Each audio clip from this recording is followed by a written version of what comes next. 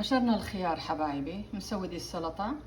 يعني طيبة هي بالخيار باللبن، نزيد لها بس أشياء بسيطة مع الطحينة مع الدقوس اللي هو الفلفل الحار. خليكم معايا للنهاية. طيب تقريبا 7 ملاعق طحينة، 7 ملاعق طعام طحينة لبن، ملاعقتين 3، يعني 7 ملاعق طحينة طعام، 3 ملاعق طعام لبن، 4 حبات خيار كبيرة حجم كبير.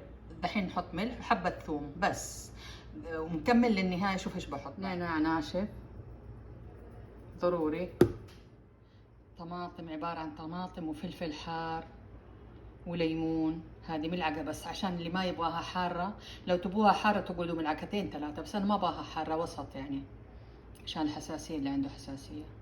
نحطها، حطينا 1 سن ثوم. شايفين؟ نخلط جميع المواد كلها حبايبي، وكذا السلطة أصبحت جاهزة. لكن جربوها عن تجربة، والله ما شاء الله تبارك الرحمن روعة.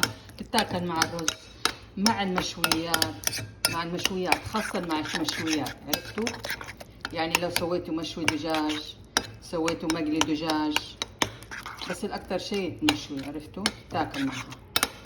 هذه السلطة اللي قلت لكم هي بالخيار والطحينة واللبن والدقوس، اللي هي ملعقة الدقوس، وصارت لذيذة. يا سلام، شايفين؟ شوفوا قوامها روعة. عن تجربة، جربوها ما حتندموا ترى، مرة ما حتندموا، تجنن. بسم الله، ندوق واحدة لقمة. بس يبي لها ملح وليمون. نسيت اقول لكم فلفل اسود قليل عشان الطعمة، وليمون. طيب خليكم معي كذا. السلطة صارت جاهزة حبايبي يا حلوين.